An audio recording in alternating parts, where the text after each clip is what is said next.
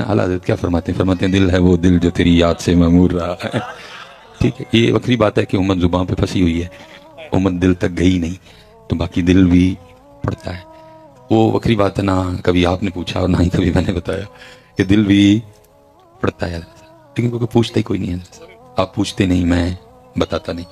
باقی آپ پوچھیں یا نہ پوچھیں, میں بتاؤں یا نہ بتاؤں, باقی دل بھی پڑتا ہے, کیونکہ دل ہے وہ دل. بلکہ بہت بڑی بات کر دی آپ کے اور میرے امام نے. اب فرماتے ہیں ہم دل ہی اس دل کو مانتے ہیں جو ان کی یاد سے معمور ہو ہے. جس دل میں ان کی یاد نہیں, وہ دل تھوڑا ہے حضرت, وہ تو گوشت کا ٹکڑا ہے حضرت. اس لیے کوشش فرمائیں حضرت, بڑا وقت ہم نے ضائع کر دیا, اب زبان سے دل تک کا سفر کریں حضرت. حضرت مجدد پاک رحمۃ اللہ تعالی علیہ سے کسی نے سوال کیا تھا کہ حضرت دل بھی پڑتا ہے؟ آپ تو نہیں نہ کرتے کوئی, آپ تو ادھر سے سنتے ہیں اور ادھر سے, کیونکہ اگر آپ اس بات کو یہاں سے یہاں تک جانے دیں تو آپ بھی ہم سے پوچھتے کہ حضرت دل بھی پڑتا ہے.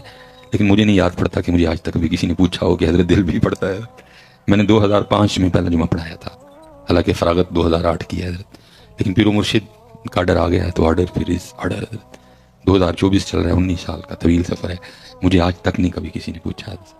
باقی حضرت مجدد پاک سے پوچھا گیا کہ حضرت دل بھی پڑتا ہے؟ آپ نے فرمایا ہاں دل بھی پڑتا ہے. اس نے کہ حضور دل کیسے پڑھ سکتا ہے؟ فرمایا کیوں؟ اس نے کہ حضور گوشت کا ایک لوتھڑا ہے, یہ کیسے پڑھے گا؟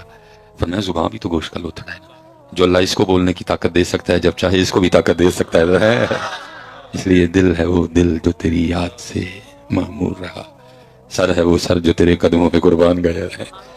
یہ لیکن پتر کیونکہ ایسی باتیں اب ہمارے اسٹیجوں پہ ہوتی نہیں, ہم یہ سارے چیپٹر کلوز کر کے نا کسی ڈونگے سے کنویں میں پھینک چکے ہیں.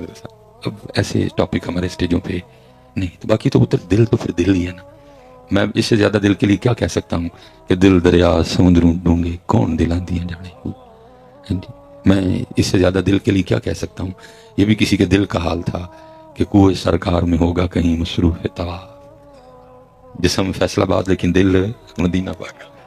کوئے سرکار میں ہوگا کہیں مصروف طواف, انہیں کہا جسم ہے تھے لیکن دل شریف ہے تھے. میں اس دل کو شریف ہی کہوں گا جی جس دل کو یہ سعادت مل جائے.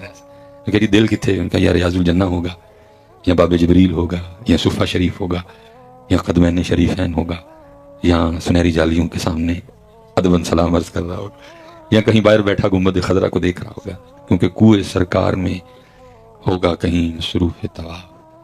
دل اگر سینے میں ہوتا تو دھڑکتا ہوتا, لیکن بس امت تو بہت ہی پیچھے رہ گئی ہے صاحب. پھر پتر اور محنت ہو اس دل پہ تو پھر اس پہ یہ بھی وقت آتا ہے, پھر یہ مدینہ پاک نہیں جاتا بلکہ یہ خود ہی مدینہ پاک بن جاتا ہے صاحب. میں اس دن سید نذیر حسین شاہ رحمۃ اللہ تعالی علیہ کو بزرگ گزرے ہیں, یہ جامعہ فریدیہ سائیوال شریف منظور احمد شاہ صاحب رحمۃ اللہ تعالی علیہ وہ کو نا پنڈ دا سادہ جا بابا آ گیا تو آ کے کہندا شاہ جی دعا کرو کہ میں مدینہ پاک ٹر جاؤں.